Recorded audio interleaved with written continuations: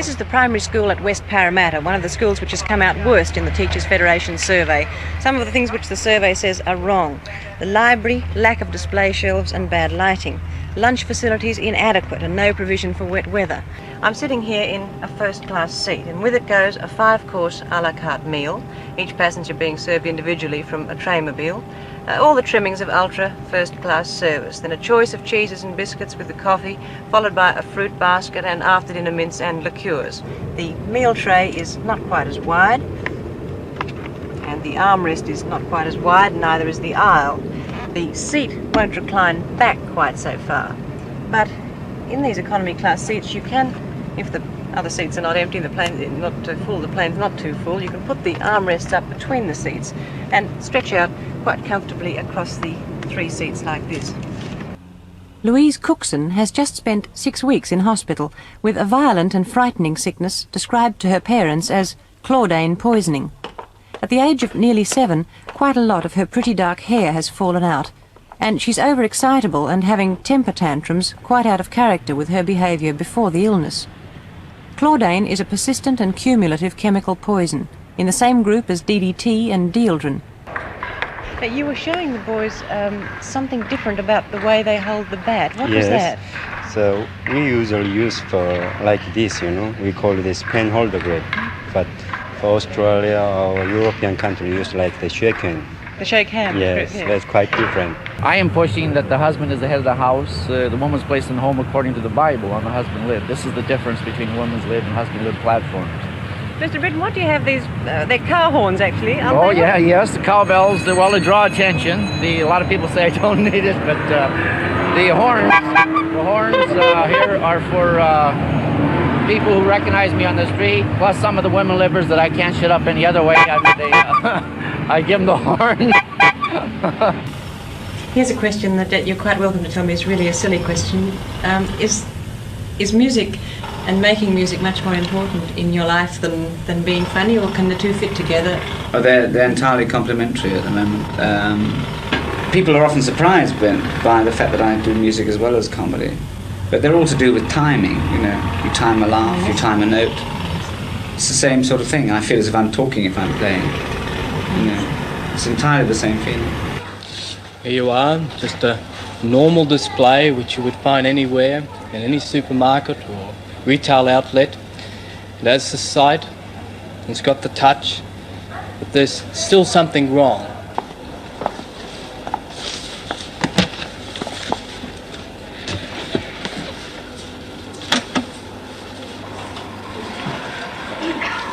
The whole thing just completely comes to life.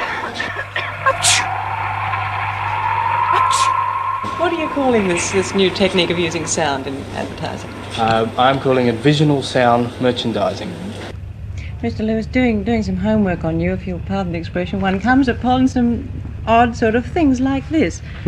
Jerry Lewis wears a pair of socks once and gives them away. Now, is there anything in that? No. Nothing? Some lady in Kansas City had nothing to write one day. Another thing I came across, which doesn't, it doesn't appear comical to me, but... That I clean a suit and then I don't wear it? No, I hadn't read that. Oh, that's one. A beauty. But I was interested that you'd apparently spent a lot of money, and $17,000 was mentioned, on a hearing aid for a dog that you own. Would you tell us about that? Yeah, does that strike you funny? No, that doesn't strike me at all funny, no. Yeah, because that gets me very hostile when I am accused of being eccentric. Plus, we paid tribute to a television trailblazer, long-time host of Australian Story, Caroline Jones.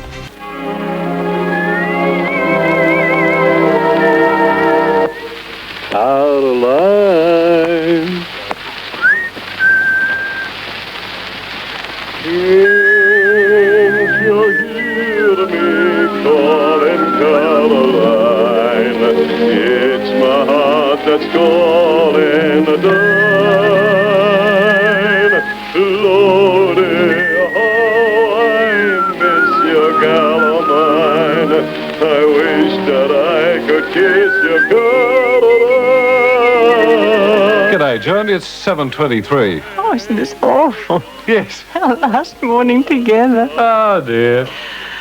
Life will never be the same. No, thank goodness. Oh, yes. I shouldn't be surprised if my eyes brim with tears each morning at this time for months to come. Your cow eyes.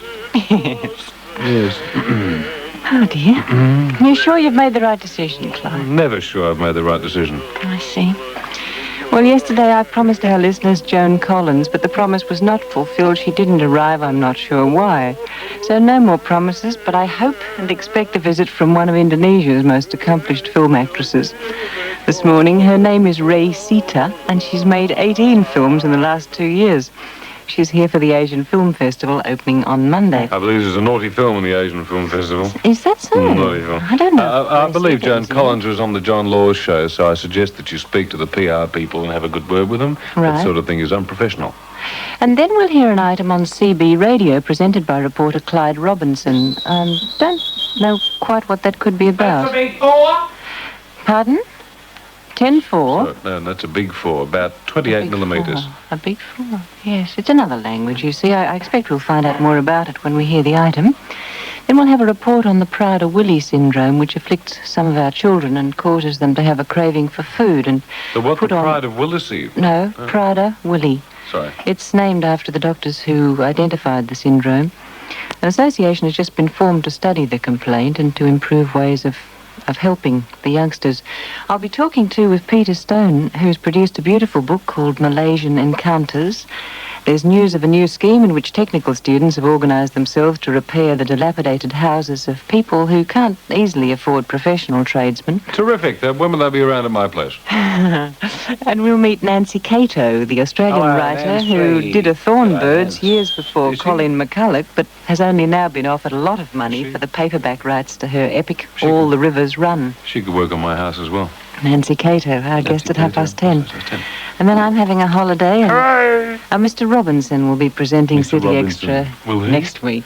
Will he? Yes, won't he? Isn't that nice of he? Isn't it nice of him? Yes. Got yourself all organised for Monday's programme? No? Oh. You mean you do preparation?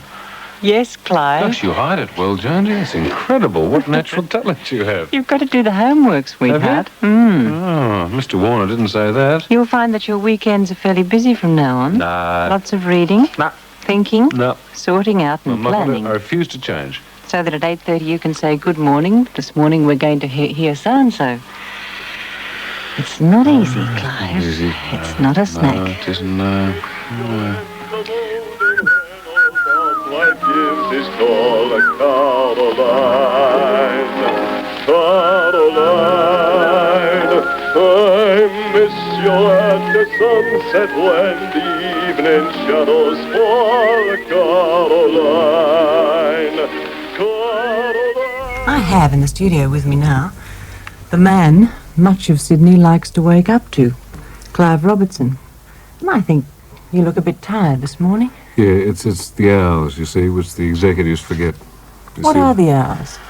I get up about 3:30, listen to commercial radio for a while, go to the toilet, which may or may not be related to her, and get an ABC car at 4:15, and get in here about 4:30,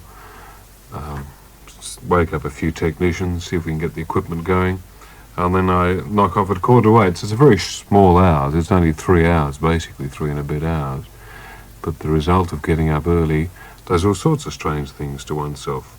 Do you get some sleep during the day? There's nothing regular. I've been doing it on and off, probably more off than on, for the last 2.5 years, and I don't know what to do. You see, I go home and feel I should sleep in the morning, and then you wake up feeling extra crook.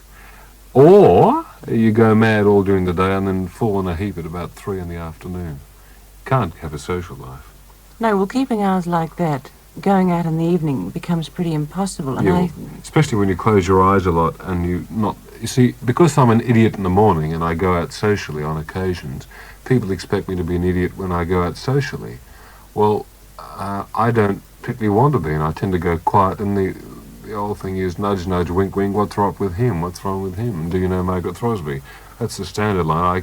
Very soon it's going to be, do you know Caroline Jones? I shall say, well, what do you mean by know her?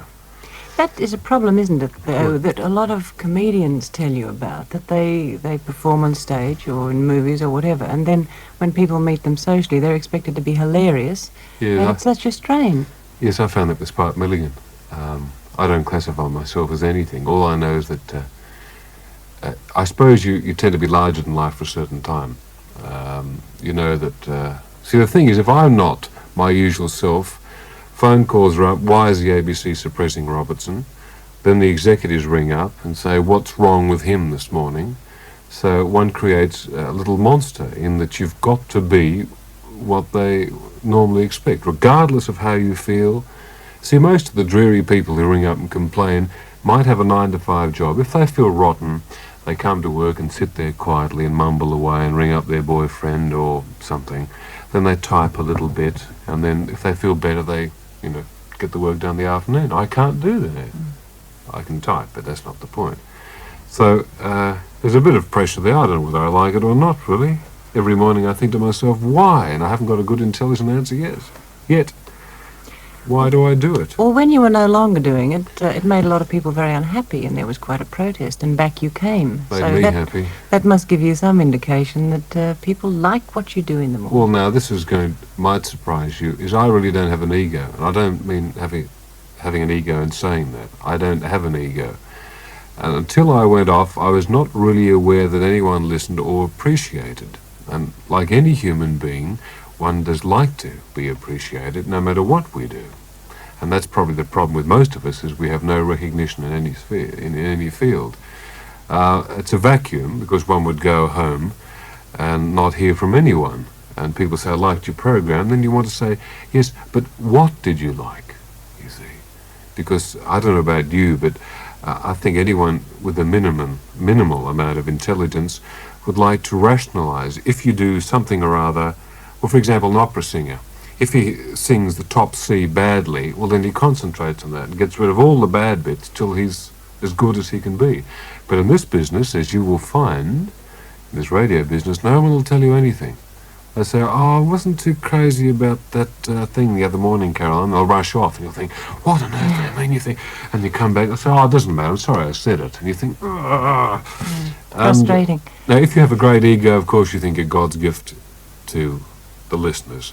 If they don't listen, it's their fault.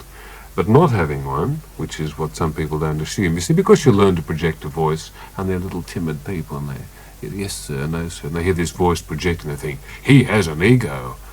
It doesn't follow at all. Milligan has no ego. I spoke to him a few years ago. He has none, and it shows. He's very vulnerable. Have you got much of one? I don't know. It's an interesting thing to contemplate. Well, what happens? If it means having terrific self-confidence and thinking everything you do is going to be pretty good, well, no, I haven't. If you're in a party situation, it's going to happen. It probably has happened to you. And someone said, look, started to say, Caroline, I like what you do in Four Corners, but why on earth did you go to radio? Now, how would you react? Would you suddenly feel a bit annoyed? No, that wouldn't worry me terribly, but I've got to say yes. Failing miserably. What's the word? I fail to respond often in social situations to people who want to talk about work, because you have it all the week, and you think, well, let's talk about the ballet or the opera or the weather or other things that you don't have to concentrate on all week. But I can understand, on the other hand, that we are answerable to the people we work for, who are the people who listen to us and watch us, and therefore they have every right to ask questions about what we do, what we present to them in the way of current affairs or information. So you're in a bit of a cleft stick, aren't you? I'm never sure about that. I've come to some conclusions. I've been in the business 10 years. In fact, Margaret Throsby and I started at the same time in radio the same morning, except I was in Western Australia, which gave me a 2-hour advantage. However, I want to tell you that I've come to the conclusion that not everyone who listens enjoys it, because they like to have something to be rude about. People listen. I suppose that's a sort of masochism, is that perhaps your voice annoys someone. But they keep listening, you see. No, don't get depressed. And they think to themselves, I can't take it, but they keep listening because it's good to be angry at something. That's why people like being angry in traffic. They say, look at that valiant driver with a hat on, which of course, as you know, are strange drivers. They enjoy that. I enjoy it if a valiant driver is in front of me in a funny sort of way. I love abusing him. So I've come to the conclusion But if you say to them, why do you listen? That's stupid, that's irrelevant. They listen because they enjoy it in their own particular way.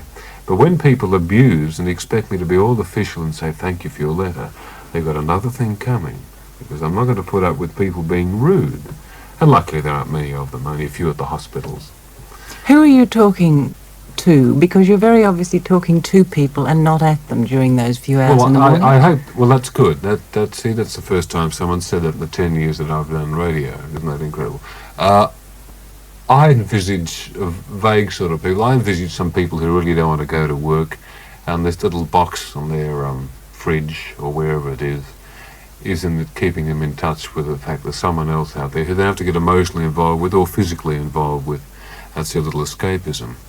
That's about as far as I can go, because when you get some of the jokes people ring in with, I realise a lot of people aren't on the wavelength at all, and I get disappointed. For example, people say, oh, I love your show. I say, what else do you like? Oh, I love Ernie Sigley. Immediately, sorry, you can't have it both ways. Can't have Ernie Sigley and me. We're two different people. Oh, you know, Ernie's good. Of course, the thing that Ernie does is that he's no threat to anyone. He's Mr. Average in the street. I don't purposely threaten anyone, but I'd like to think occasionally. I think I'm talking too much since I've come back. I keep saying to Tony, am I talking too much? Oh, no. I keep saying to all my executives, am I talking too much? Oh. They're not too happy about my answering my letters, though. I'm surprised any of them speak to you at all, or the way you send them up. No. During the morning? Never maliciously. Seriously. A certain person misconstrued me recently who was on air, and I was upset about it, because it's never malicious. But then again, we never know how we come across. Someone would say, there he goes again. And perhaps I do send people up too much. I don't know. I just happen to find that there's two ways of looking at life. There's the Gary O'Callaghan style with his little sparrow. He must be 400 years old. Who looks upon life as being rosy on a beautiful morning. Well, I can't do that. I tend to feel that the opposite of looking the bright side is not cynicism. It's merely looking at it from a different point of view and saying, now, what's not so good about it? And that's not cynicism. And I really feel that it isn't a beautiful morning for a lot of people, unless it's payday, and then the tax man cometh. And that's my approach. It's not cynicism. I just find that you can't laugh at things if you take them seriously and think it's wonderful. Have you ever been in trouble with the hierarchy? No. No, that's amazing, isn't it? I assume, A, they're listening to 2CH or ethnic radio, B, their batteries are flat and corroded in their transistor radios, or they're asleep. And I think most of them get up and go to the golf course in the morning, you know, most of them, and they sort of, yeah, I caught the program, yes, don't play Anne Murray, you see, and that's the comment. Never had a comment from, isn't it incredible? I could have been sued on 4 occasions, but I'm always willing to apologise if I say the wrong thing. The odd executive says something down through the thing, but never a word. Now, that's amazing, isn't it? Mm. I mean, if I'd started off like this, they would have said, run away. But I imagine you'd get more than I would. You're in a slightly more sensitive area. I'm still waiting. I'll keep you posted on that. Blue Memos. Blue Memos. When you've got blue Memos. Thanks for calling in. I guess you would like to go and have some rest now. Oh, well, I've got to go and wait around for my paycheck from the dreary pay office. You know, I always get it wrong. It's worth waiting for, though, isn't it? Hopeless clerical people down there. And then I've got to go and buy a fountain pen so I can answer some letters. You see, my typing's not the best. I noticed this letter here. You're trying to get rid of me, but I noticed this letter here about people saying that I might be frightened of you. Possibly women frighten Clive anyhow. Well, if you're ever a man, Caroline, and you saw the shape of women and the effect they have on you, any normal, healthy, heterosexual man is dead scared of women, because they're lovely, and you are too. One of the joys about this time of the morning some years ago was a lady who's no longer with us. I know where she is, but I'm not going to say. And I used to introduce her with this on occasions. And she used to put up with heaps, but she also coped admirably, and I think she won most of the time at 7:22. You remember this?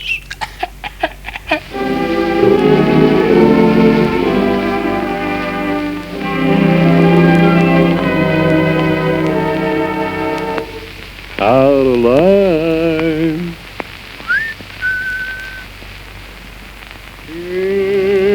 Can't you hear me calling, Caroline? It's my falling down. Lordy, how I miss your gal of mine. I wish that I could kiss your Caroline. Hello. Good morning. Hello, can I play you something? I think perhaps you should. Yes. Now, Intravenous injection wouldn't go badly in. Thank you. I was thinking about Channel O. You know how Channel O is the great television station which allows you to listen to the radio while you watch because you don't need the sound. Right. They have subtitles for submariners, bit of humour there. But and the point is, it occurred to you what happens with people who are new to Australia and can't understand English. Now, I want you to listen carefully to this, Jones. I'm listening, yes. Even if you like cricket, listen to this and imagine you've just got off a ship from Greece. Right. Right, you have some understanding of English. Yes. A little. Like toilet, woman, are you available? Calamera. My wife doesn't understand me, all these usual things. Yes, I have a headache. Right. Okay, now listen to this and think, A, can you understand in English? B, how would you translate Just it? a moment. A, can I understand in English? Now, me and Dad goes on the offensive. B. 4 men plus the keeper in close-in catching positions with Wellham on strike as Majid bowls a quicker ball. Wellham onto the front foot, bat and pad close together, pushing to me and Dad at his silly mid-off position. There's a slip silly mid-off point, a wideish mid-off, and on the onside there's a leg slip, a forward short leg in close. Majid bowls, Wellham is forward, playing it back along the offside of the pitch. Majid does his own fielding. And then out deeper, there's a mid-on, mid-wicket, and a deep backward square leg about 25 metres in from the fence. Still a very long way from the bat. I want to go back to Greece. What on earth is that human being talking about? I sat and I thought, I'm getting interference, I'm being interfered with. Can you understand, you say to a Greek person, no, not 2EA, no, ABC, cricket. Oh. Now, Rotaract Club of Bankstown has been in touch with us. And they are offering, I think this is very disturbing, and just before I tell you about it, 27 and a half to wait. Thank you. I wonder if parents would like to do something to the ears of their smaller family members, like put cotton wool in them, because I think this is a very disturbing matter. I'll just give you a moment to do that. It has to do with S. Claus, Clive. Do you think they've had time to remove their children? What, the fact that there's no Santa Claus? This letter is addressed Dear Madam, M-A-D-A-M-E. I enclose some... They've got the right area, haven't they? I enclose some brief details of Bankstown Rotaract's Rent a Santa Claus. I need the relief. I trust you find the item worthy of your attention in the Christmas season. Yes. Oh, I see. They've mentioned the word Christmas. How erroneous of them. Well, these are the details. Would you like them or not? Here we go. At 26 and a half to 8, a commercial for the Rotaract Club of Bankstown by CJ. Direct from the icy North Pole via the resources of Bankstown Rotaract Club and with the aid of his trusty reindeer, Dancer, Prancer, Dasher, Vixen, Blitzen, Comet, Cupid and Donna, Santa Claus has landed in town.